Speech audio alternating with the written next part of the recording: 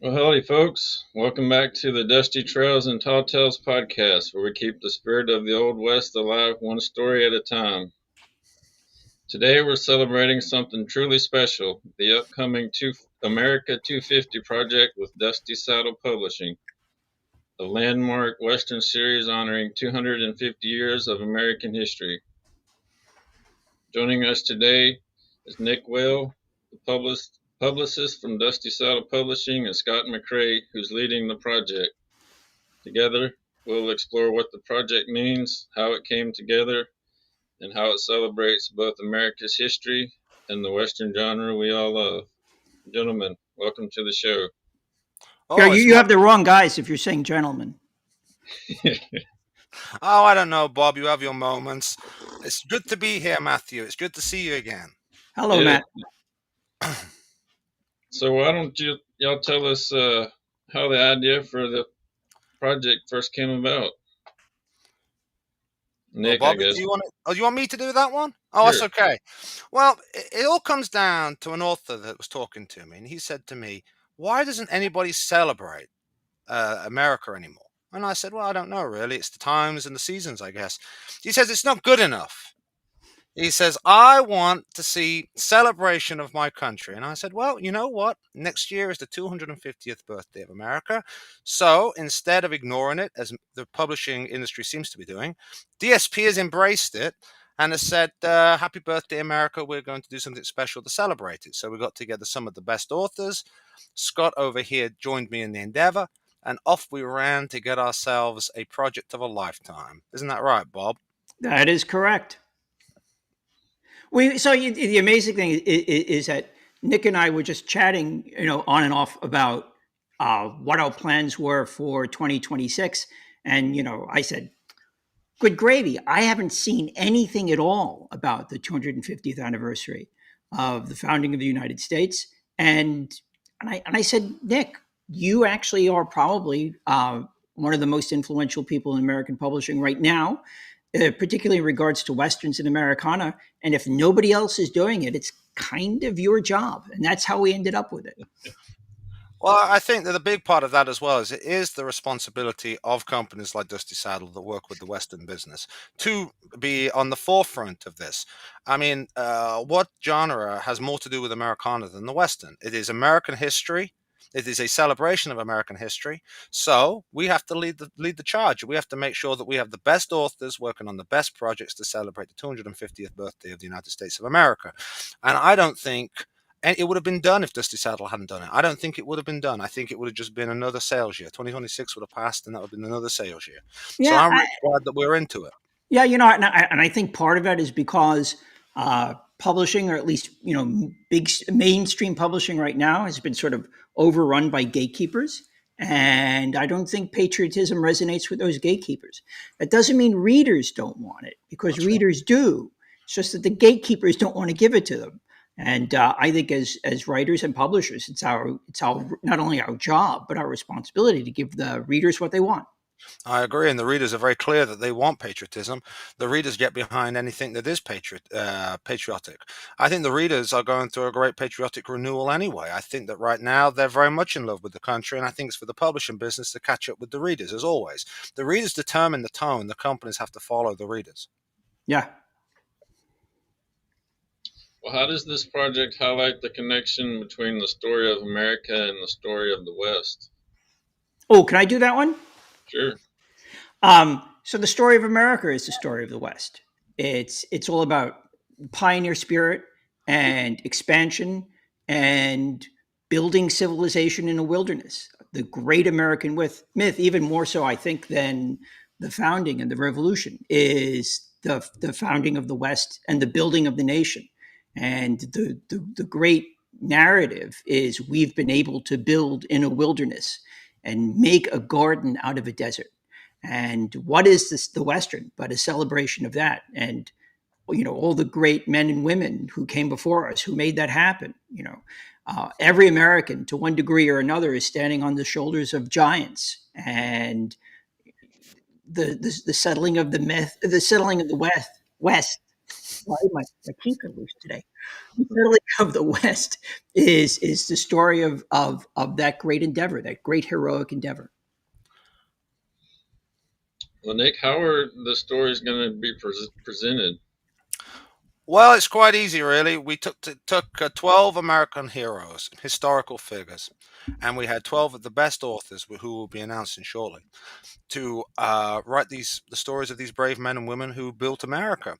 And then they'll be presented in a special edition Kindle, paperback and hardback, released every 15th of the month, starting from January 2026.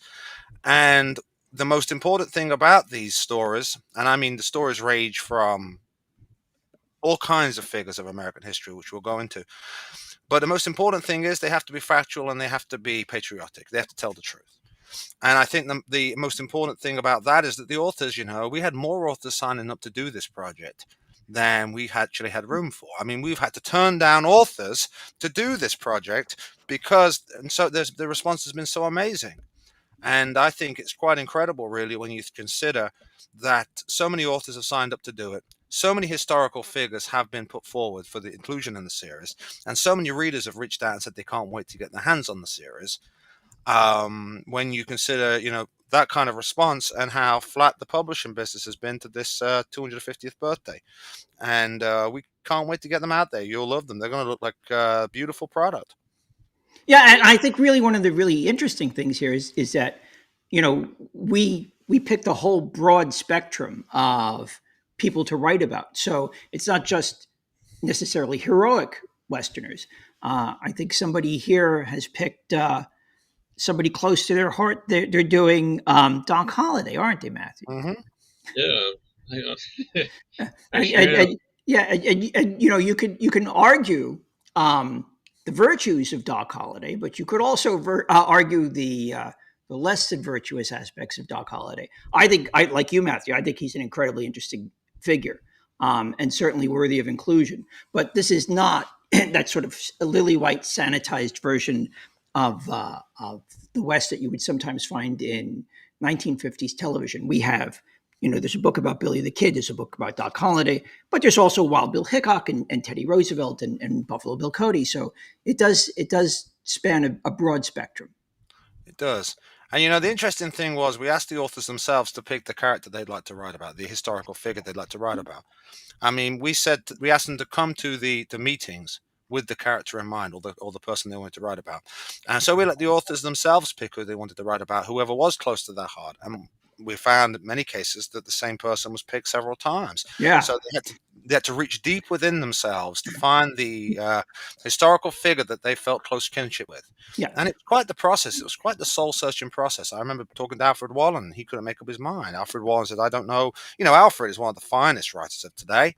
He's got the Kennedy U.S. Marshal series. He's a brilliant writer. He's broken through. He's one of the only German authors breaking through on the American market right now. He's a big DSP discovery. He had a million choices of who he wanted to write about. And he kept having to whittle it down. He spent nights awake thinking about what he wanted to write about. And of course, then it was very simple. I remember when I asked Lane Warensky, Lane said, give me some time to think about it. And he came back with the person he wanted to write about. And so, Lane has Jim Bridger. Yes, Jim Bridger. That's right. So in some cases, it was very simple. And in some cases, it was very difficult.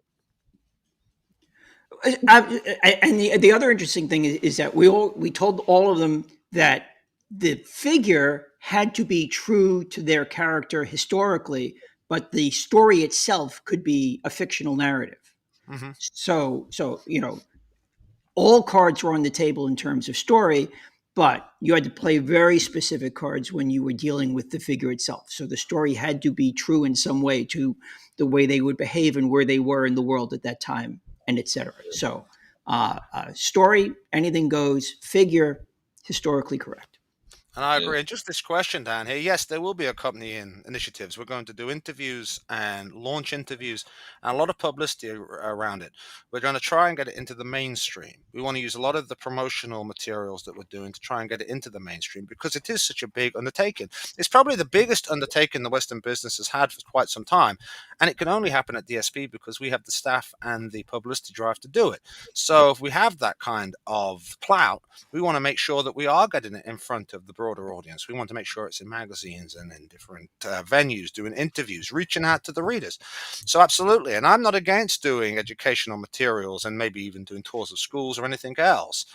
And I think that it's really important that people do celebrate a milestone like this. And I think that this project, I hope it will encourage other publishers to take the step and do it too. Maybe they could put together a promotion for the 250th. It's not too late yet. They can do it. And if nobody minds, I'm going to jump in and grab a question that's there, which is, does this project hold any personal significance for you? A question for both, given your role in publishing Western fiction. So Scott McCrae is going to get on his high horse for just a minute. There are lots of people in the Old West that fascinate me, but probably no one more than Buffalo Bill Cody, because Buffalo Bill Cody created the Western genre as we know it with the Wild West show. So there is the historical West, but then there's the mythologizing of the West. And Buffalo Bill was the great ambassador of the Western. And with the Wild West show, he not only did it throughout the United States, but in Europe.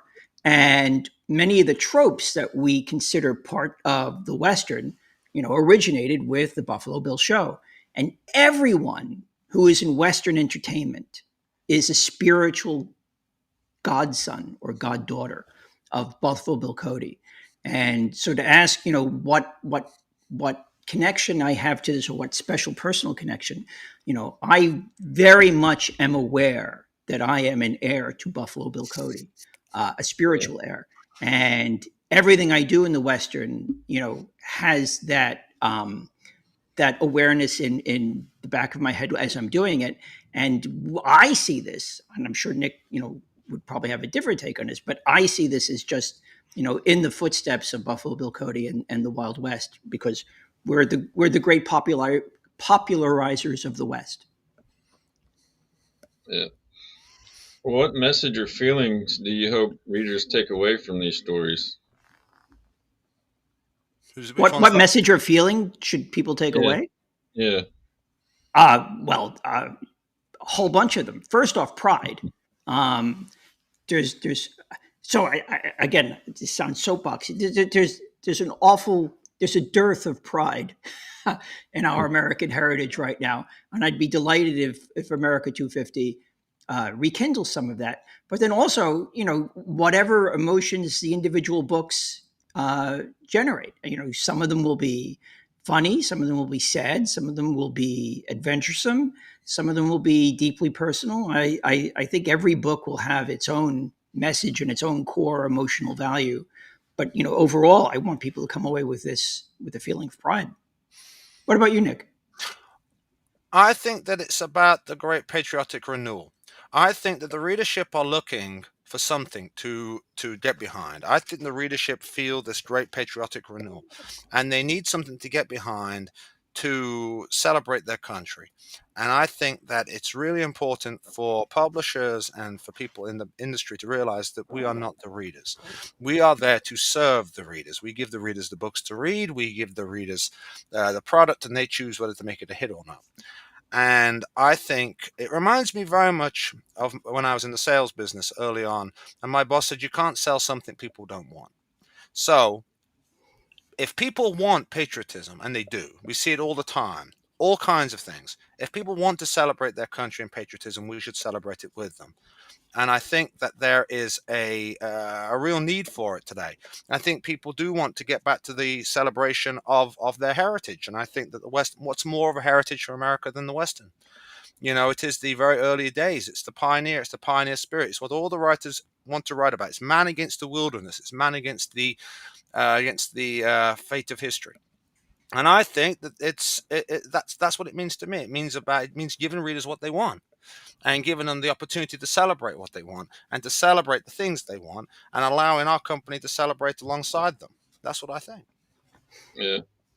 And the Western is the one contribution of America to world literature, and it's the one thing that's uniquely American, and it has worldwide appeal for some reason, I've noticed. I agree. Yeah, and that amazes me because, when people think about historical fiction, they often think of Dumas or Walter Scott, and nobody ever says, oh, and Owen Wister and Louis L'Amour and Larry McMurtry. But historic Westerns are historical fiction, and it's the lingua franca, to use a French phrase. It's the lingua franca of the United States, the Western. The thing is, as well, I think people don't realize how many people the Western touches around the world. I mean, if you just think about it, every day in Great Britain, where I live, Westerns are on television. When I was living in Europe, Westerns are on television. I remember watching Bonanza dubbed in Czech. Um, in Asia, Westerns are on television. You know, around the world, the Western has a footprint that is immeasurable. And I think America moves so fast towards what's happening now, they forget that the rest of the world actually moves a lot slower and has massive nostalgia for these things. And you know, the amount of people in England who spend their days watching westerns. For instance, I was out to dinner a few weeks ago, and a guy says to me, "What do you do for a living?" I said, "I'm a publicist for westerns." I used to watch Rawhide when I was growing up. You know, I used to do this, I used to do that. I mean, it's immeasurable, and I would say that the western is way more popular around the world. And actually, I think there's a big misconception. People think America isn't popular around the world. I actually think America is extremely popular around the world. And I think it's a great misconception when people say it isn't. I think actually that the world runs on American culture. I think America leads the world in a lot of ways. And I think that this is a celebration the whole world could get behind, actually. A lot of people around the world can understand it and get behind it, because what is the great American dream? I mean, I'll go back to Alfred Wallen again. Alfred Wallen is a German author, and he's made his success selling westerns in America to Americans, and Americans have accepted him as a storyteller of westerns. He sells books, he's on the bestseller list. Is that not the American dream? That somebody in Germany or in Europe or in Great Britain or in Australia can write westerns and sell them in America? Is that not the American dream? Is that not the end result of 250 years of America? A world where people can do whatever they want to do and get whatever they want by working alongside Americans. So I think it's really important to focus on the real positive that America brings to the world. And it's very funny that you say freedom too, because when people look at Western images, very frequently the very first thing that comes to mind is freedom. And freedom is sort of not just the right to do as you want, and the right to be unfettered by unnecessary legislation, but it's the freedom of wide open spaces, and it's the freedom of new frontiers, and it's the freedom of new endeavors, and it's the freedom of building. So, and it's no mistake. I'm sure you remember that article from a couple of weeks ago that said that more people are watching Gunsmoke, reruns of Gunsmoke, than contemporary television, and who can blame them? By the way, I see somebody over there is saying, "What's better, Bonanza or Gunsmoke?" Gunsmoke. Oh, I don't know. Bonanza has its moments. I mean, look at the record album, Bonanza Party Time. Oh, look at Bonanza's Christmas. I mean, you haven't lived until you heard the Bonanza Christmas album. I will say this as well about the Western business. Now, I have several assistants at my company. They're Filipino. They're very talented ladies. Where else would they have got the opportunity to get into the book business without the Western business and without America? Now, these ladies are very talented. They're very good at what they do. They're probably the most talented publishing team in the Western genre, if not in the rest of the business. They take care of publicity. Sure. They're doing amazing stuff. And if it hadn't been for the Western, and it hadn't been for the Americans, and it hadn't been for Americana, and it hadn't been for Western readers, they wouldn't be in that business. And yet, so the business has created opportunity for several young people, very young, to become successful in a business. Now, I'm sure they will celebrate the birth of America because it gave them a career. You know, it gave them a career, it gave them an opportunity. And people say, well, the Western is for older people. Well, they've gotten into the swing of the Western very well. So I would say if we introduce young people to the Western, they're going to like it just as much. I think that there is this great misconception. And I think that the Western actually gives a very good it's a very good thing for the world, and I think it's given people a lot of entertainment and opportunity over the years. So I think this series very much promotes the idea of opportunity and Americana at its very core, which is be whatever you want to be. Yeah, I got to tell you, I think young people love Western characters. And certainly they are drawn to the cowboy. I'll never forget, just a personal story on the side. I'm on my way to my doctor. I'm still alive, by the way, don't worry. I'm on my way to my doctor, and I'm in the elevator, and I'm wearing a cowboy hat, and there's this little kid. He's probably about 4, and he's standing next to his mother, and he's crying, obviously, because he's going to the doctor. And I looked down to him, complete stranger. And I said, little partner, what's wrong with you? And he said, well, so I look at his mother and I say, and she goes, so I bend over, I pick him up, and I just carry this strange kid and I go with her into the doctor's office. And the kid was fine because the cowboy was with him. And no, this is an absolutely true story. And the cultural weight for good that the image of the cowboy has is something that resonates with people of every age, but I think it resonates particularly with really young people. Yeah. There seems to be a hunger among young people for the kind of stories that the Western is and the values that it represents. I agree with that. I actually think that the Western, at its core, is a very inspirational thing. The idea that you move to a new country, you find somewhere to live, you build a house, you take care of your own, you take care of yourself, you look after yourself, you against the wilderness. I think that's a huge. In today's very interconnected world, I think it's very difficult for people to understand isolation, being isolated, Yeah. and yet isolation is what the West was. It was a place where you had to build your own future. You had to take care of yourself. And I think deep down, everybody respects that. And I think it's a very important thing to remember that we're all capable of doing great things just by ourselves. We do not need to be particularly surrounded by people or particularly interconnected. By ourselves, we're very powerful people. Yeah, but the flip side to that, and I 100% agree with that, but the flip side to that is that in the West, when you're building community, the community is very real. And I think a lot of people today feel that their community has this electronic buffer between them. So they're communicating to people, by FaceTime or on social media, and the connections aren't real. But in the Old West, when you're building community, it was life or death situations. So people did show up to raise other people's barns. People did show up when things were on fire. People did show up when, bad men rode into town. And I think also, there's the independence and loneliness of the West, but then there's also the real deep commitment to community of the West. And I think that's another thing that people are hungry for. And the thing there about that as well, Scott, is that DSP, is a family. And I think that taking that one step further, one of the reasons DSP can do a project like this is because every author works together. Everybody's working together for the common good. And talking about raising barns, it reminds me of DSP authors when a new release comes out and everybody shares the release and everybody writes reviews and blurbs and takes photos with the books and everybody's happy to do that. And I think that's a really important thing as well, because I think that only in the Western business could you have 200, 250 authors working together in such close proximity for the greater good. Everybody wants everybody to be successful. If you send books out to 20 authors for pictures, they'll take pictures with the books and send you the pictures. Whatever you need will be done in the Western business because of that family and clean living environment. Absolutely. Yeah. It's the absolute difference of the zero-sum thinking. A lot of people think if you're successful, then I'm not going to be successful. But at DSP, when more Westerns are bought, more people are buying everyone's Westerns, and the entire genre is elevated. We'd like to work together. And look at the stuff, Bob, that DSP does. Co-writes, trial writes. You couldn't get that done in the outside Western business. Yeah. Good God, you'd have people fighting each other all day long because you killed the character. In the Western business, you can get trial rights, quad rights, short story collections, series. I mean, I've never known a DSP author say no to working with somebody else. I mean, that's the difference. And I think that's something else that is completely unique. And look at this project itself. 12 authors who managed to pick one character each and write about their character and make a success of it.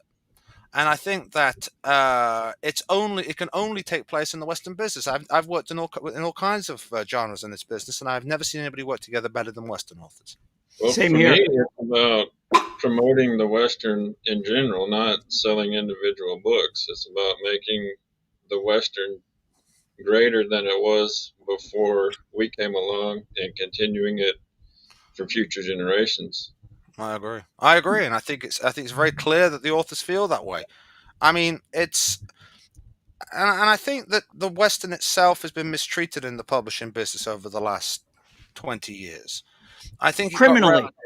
I think it got relegated. And I don't think it's fair to relegate something that's so close to the core of the American psyche. Yeah. I don't think it's right to do it.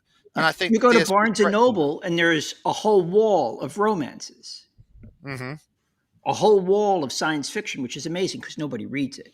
There's a whole wall of horror fiction, which even fewer people read. There's a shelf for westerns. Yeah. That's criminal. I was in one of those big Barnes and Nobles down in New Jersey, and it was two stories filled with books. And I say to the lady, "Where are the westerns?" "Oh, we don't have any westerns," she says. "Oh, we don't have any westerns."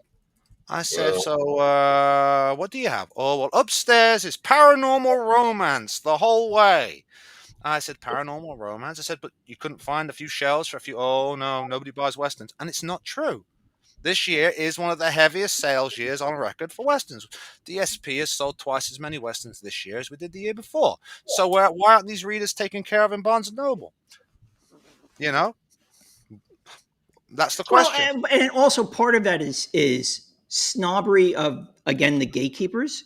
A very nice person had just reviewed one of my books, and they wrote cozy mysteries, and I said I would like to return the favor, and I was told, well, that's very nice of you, but I have a book with a trucker in it. Maybe you would like that. Yes, I The whole know. impression was, well, you've written westerns, so it must be this sort of subliterate thing.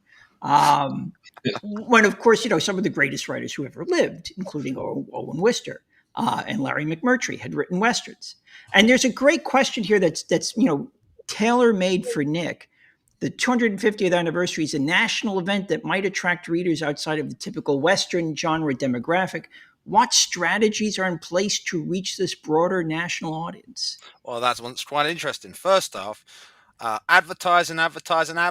We intend to spend 3 or 4 times as much advertising this series as we would on any other series. This is going to be a huge advertising event with everything from AMS ads through to Facebook ads, videos, live sign-in events. I mean, you name it, we're throwing the kitchen sink at it. We want to get into that grassroots audience.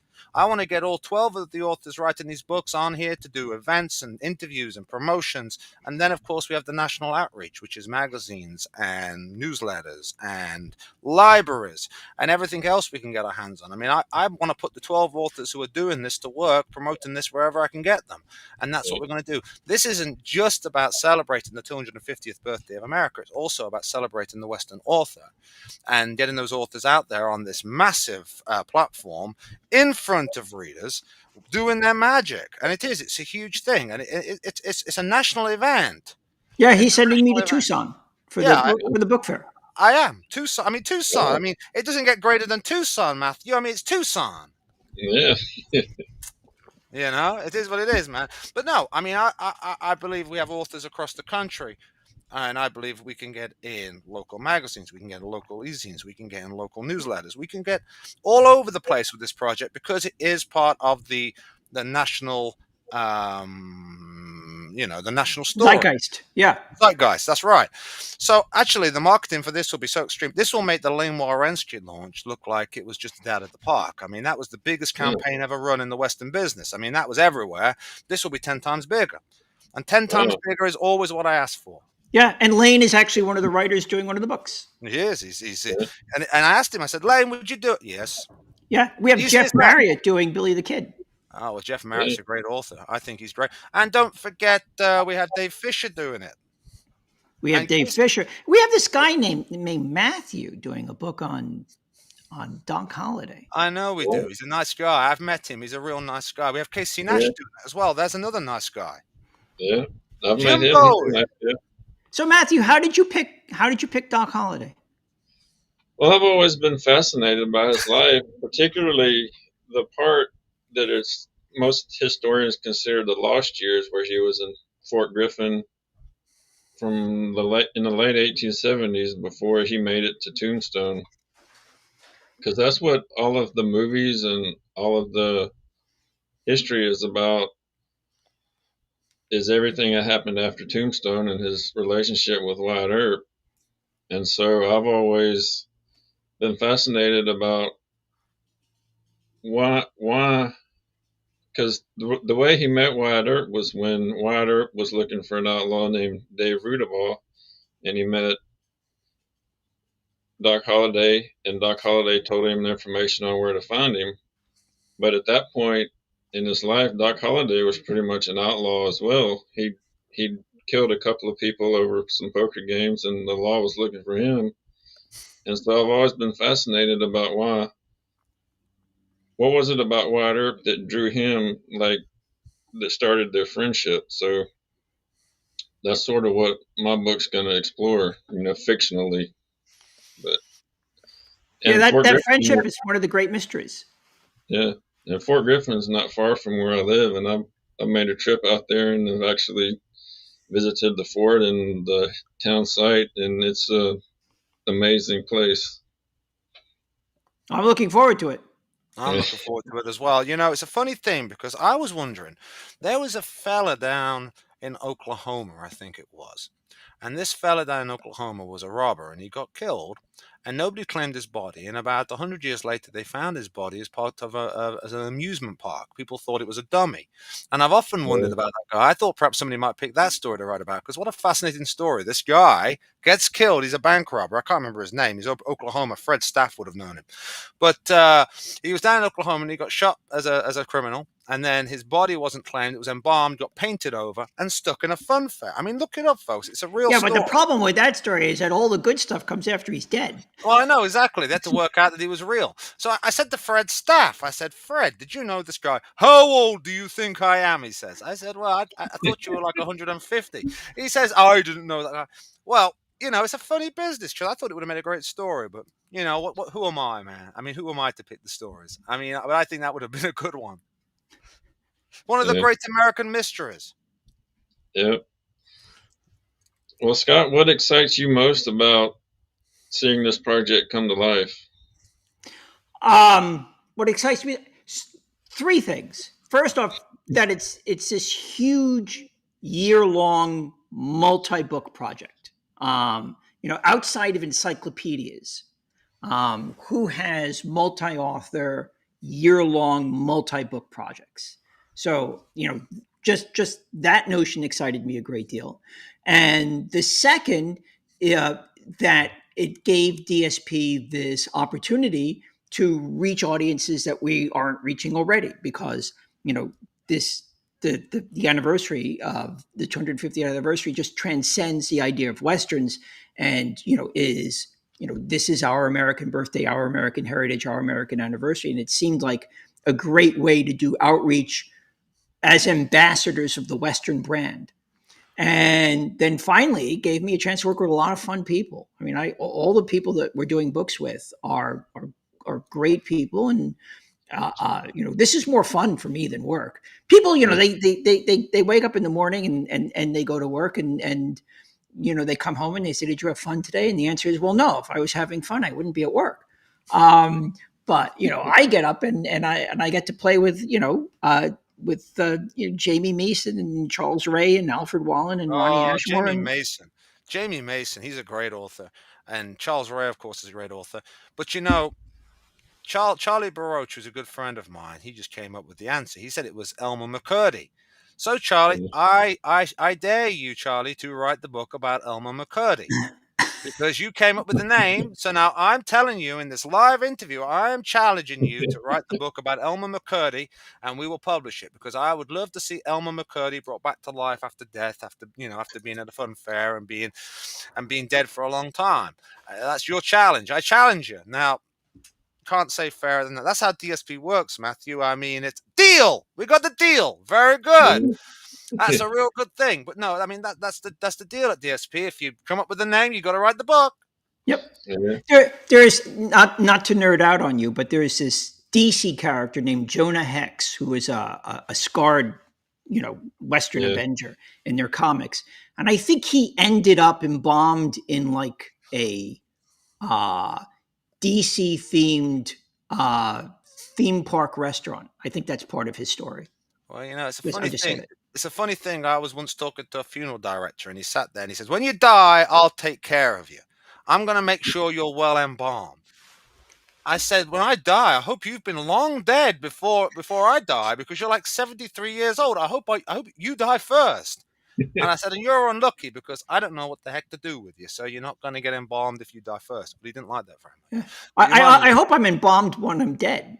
well, I hope you are. I hope you're not embalmed tomorrow, because you still have plenty of books to write. Because your new Flint came out today, and it's going to be a top 100 bestseller. I hope so. Yes, Flint's Honor just came out today. There was another question there. Does this series end in July? No, it's 12 books, one every month from January through December, with supplementary material.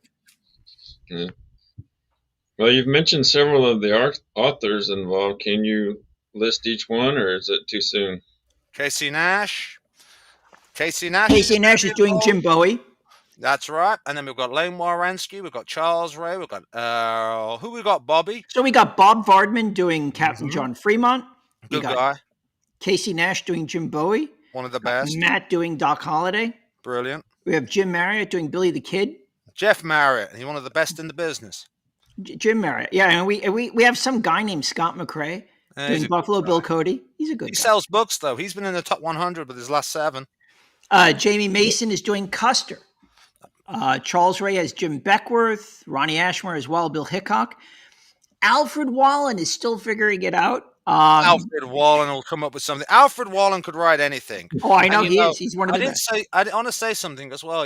One of the best authors in the business is Jim Mason. James Mason. When I put James Mason's an actor. No, James Mason is he is an actor, but he didn't walk. James Mason's dead. Well, Jim, as I like to call him, which drives him crazy, is a really good author. I mean, he did this great series with my good bud C. Wayne Winkle, and it was a big hit. And he's doing another one, so I'm glad he's in the part of this project. And then we have Terrence McCauley doing Teddy Roosevelt. Brilliant guy. We have Jeff Crawford doing Tom Horn. One of my best buds. In fact, I would like to challenge everybody in here to go buy Jeff Crawford Western, because he's one of the best, and he's one of the most underserved Westerns when it comes to Western authors when it comes to readers. And then we have Lane Warrensky doing Jim Bridger. And there's the 12. There may be more, but there's definitely the 12. Well, they're all brilliant. I tell you, I can't wait to get all of them. But I'm even more excited that I managed to come into this meeting with you all, and I managed to make a deal with Charlie Baroch on Elmer. I mean, think of the amazing prosperity in the Western business, where you go into an interview and end up making a deal live on air. I mean, that's pretty good. It's pretty good. It's better than bocce ball. Yeah. That's something only you could do, Nick. Me? Well, no. I'm a shy, retiring human being. And I always have been a shy, retiring human being. But one thing the Western business needed was balls. And I hope that we've added some of that to it. Yeah. Well, what makes this project important, not just for Western fans, but for American readers in general? People who don't normally read Westerns. Are there people who don't read Westerns? I'm horrified. Apparently there are. Shame on them. Who are they? I want to meet them. If you're not, okay, I make a live challenge. If you're a Western reader and you want to try a Western, write into my assistant Abigail, and we will send you 10 free Westerns so that you are now a Western reader. And I challenge that to anybody who wishes to email her and get Westerns. We'll send Westerns out to anybody who is not a Western reader who wishes to become a Western reader. Just go over to our website, which I'm sure Matthew can provide, and you email her and you say, I want 10 free Westerns, and she'll send you 10 free Westerns, and let's make you into a Western reader. It's not done to not be a Western reader. You have to be in the vogue. You have to be involved. You have to be in with fashion. Now, we'll make Western readers of you. Don't you worry. But you say that, Matthew, and I think people are Western readers without knowing that they're Western readers. I mean, every time you read a Cormac McCarthy novel, you're reading a Western. Every time you read a Larry McMurtry novel, you're reading a Western. If you go see Brokeback Mountain, you're going to see a Western. I mean, everybody has this sort of preconceived idea that a Western is a very simple odor where, the guy in a white hat comes and he shoots a bunch of bad guys. But, what we're hoping with this series is to prove that the totality of the West is broader and much more interesting than that. And the historicity of that is deeper and more complex. There we go. There's the website there. If you're not a Western reader, let's make you into a Western reader. We'll give you a Lane Warensky, a Casey Now. In fact, we'll give you a cross section of what's going on because let's face it, DSP has most of the top 100 bestsellers, so we can give you the big hits. Yeah. There you go. So, walk us through how you're going to sell this outside of the regular channels. Well, I think the most important thing is trying to make a grassroots connection with all the small magazines and all the small grassroots newspapers and magazines, and trying to get them to work in their locality. I think we have to build a network of success across America using the smaller newspapers, the smaller magazines, the local newsletters, and trying to get people one by one into this massive grassroots movement. I think advertising is good for moving the product, but we have to move the message as well. And the message has to be sent through the national sales channels, which is linking with media across the country. We can't expect the big media to do anything to help us, but we can get help from the small media. So it is press releases, it is interviews. If you're interviewing with one person watching, you've caught a person. If you're interviewing with 10, then you've got 10 readers, 20. It's about linking across the country. It's a link fence of success. Yeah. What do you both? No, go ahead. No, you go. No, what do you both see as our mission in promoting the Western to future audiences? How does this project help with that? I'll jump on that. You jump on it, Bobby. If you lose your past, you lose yourself. And it's vitally important that people of all ages are connected to their heritage and their history and understand it and celebrate it and enjoy it. And the West is this great mythic playground of fact and the imagination. As a writer, I don't think I've ever had more fun than I have had writing Westerns. And I've written comedies and young adult novels and mysteries, and they're all, wonderful and fulfilling in and of themselves. But few give me that sense of connection to a great tradition than the Western. And that's my answer to that question. I think that the Western business really requires young writers. Young writers and young brains. Now, you see, this is the challenge I made last time I was on your show, Matthew.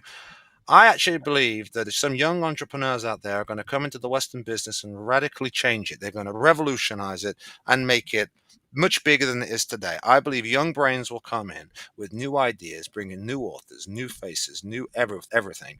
And we're going to see a continuation of the Western in a much bigger way.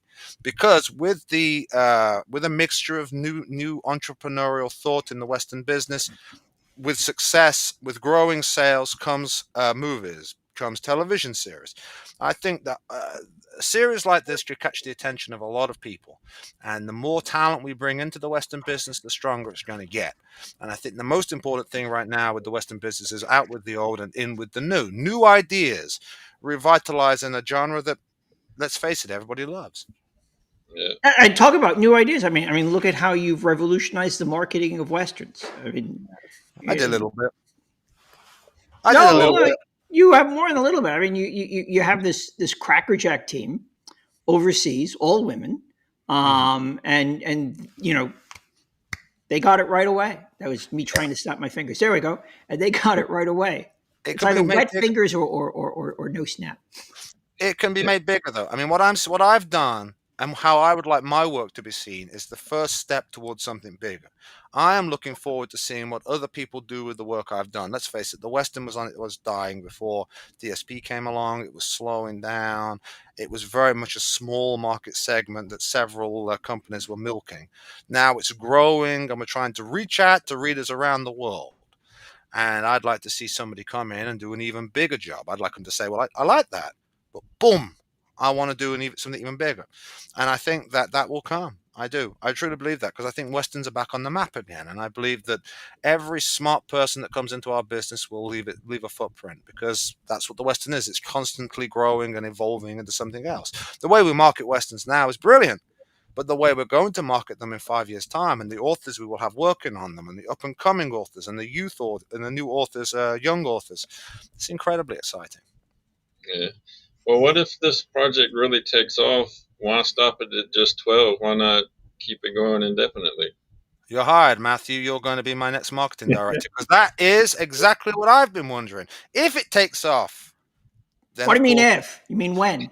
well, exactly. I mean, if, when, if it, I believe that we'd expand the number of releases. We can move into all kinds of stuff. We can do trails here and trails there. I mean, we could expand it, and I actually do believe that. I don't believe the plan is set in stone. I believe that there is opportunity for growing the project as and when we need it. Absolutely, I think it doesn't need to just be 12. It could be 112. DSP can do it. Well, what does this anniversary mean to each of you personally, as storytellers and as champions of the Western? Let's start with you, Scott. What does this anniversary mean to me? So the zeitgeist has changed so dramatically that you can now say, without irony or air quotes, that I am incredibly lucky, blessed, and proud to be born an American, and I am delighted that I live here and not somewhere else. And as I said before, I keenly feel part of a very important tradition, an artistic tradition, a historical tradition, an entertainment tradition, and this anniversary is just sort of, a realization or a reminder of how lucky I am to be part of this, not just part of the Western business, but born and bred in the United States of America. I'm among one of the luckiest people. It's no mistake that people come into the United States and nobody's leaving. We must be doing something right because people want to come here. And nobody was escaped. Nobody was running into the Soviet Union. They were running out of the Soviet Union. I'm just, there's not a day that goes by where I just do not realize how profoundly blessed I am. And I love the Western. So how can I translate my love for my country into something that would interest people? Well, by writing Westerns. What about you, Nick?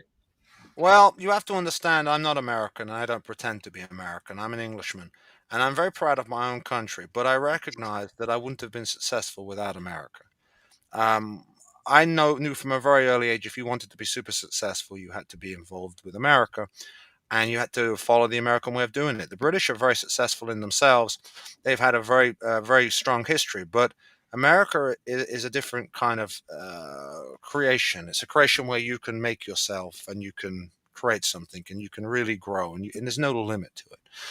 And I think that for me, this series celebrates the people who can take the American spirit from all over the world. Alfred Wallen, myself, the ladies who work for me, Abigail, Jersey, whoever, and they can make America work for them, but actually add to America. They are supporting America. Nobody loves America more than Alfred Wallen does. I mean, this is a guy who took to the American West at a very early age, and has, it made him. It made him, and the same with the ladies who work with me. And I think that America has a great meaning for those like yourself who are American, and Scott. But I think it has a massive effect on people who wish to be successful but live in other countries around the world. Maybe they don't want to live there. Maybe they're not moving to America. Maybe they're not living there. Maybe they haven't even visited.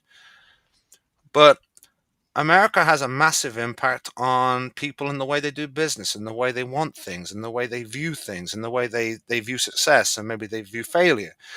And I think that this series to me is a massive celebration. Not only is the American West a pivotal part of America itself, it's actually a pivotal part of the world because so many people have been successful um, because of America, and this series celebrates that. And of course, the Western has been the vehicle through which a lot of people have been successful around the world. So to me, it's a massive thing about celebrating a country that's given so much, and I don't even think people realize how much it has given. I don't even think that I don't think a lot of people realize how much of an effect it has had around the world, and I think that the celebration of this and the project we're putting together celebrates a lot of people who have taken the American philosophy of life and made it work for them, and secretly or publicly they root very heavily for the success of America, and this series is a part of that. Yeah, goes back to Buffalo Bill Cody. The first great American export was the Western. But I want to add something to the end of that. By the way, now I know that question was good, but I got a little statement I want to add. You see, now there's this new Western author that's coming out soon called R.K. Olson. Now, you're not going to find a Western author who's better than R.K. Olson. He's one of the best going, and we'll be publishing a series from him that will be coming out pretty soon. And R.K. Olson is the kind of author that you're going to be hearing about a lot because we've got a lot of marketing to put behind him. But you heard the name here first, R.K. Olson, very good author. Sorry, I thought I'd push that one in there because, I'm always in the business of promoting product. Yeah. Well, finally, how can fans get involved and support and find out updates continuously with the America250 celebration, Nick? Well, the first thing they can do is follow our social media, our Facebook, our Instagram. You'll be seeing it all over the place. We'll be setting up a newsletter that you can follow. We'll be doing interviews. We'll make sure that you're fully aware of it. We'll be running ads. We're running interviews with the authors. Keep your eye on our social media and all will be revealed.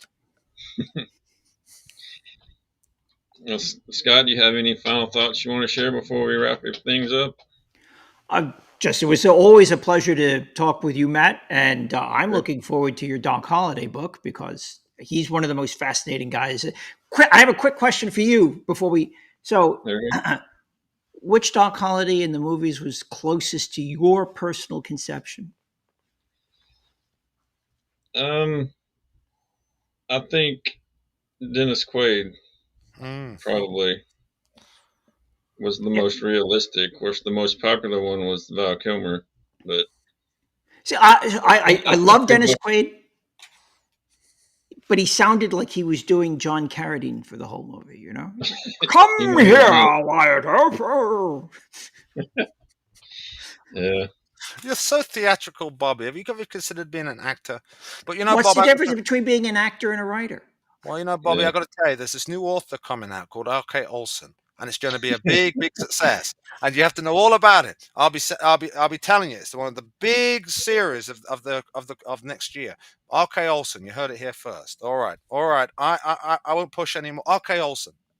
Yeah. What was his name again?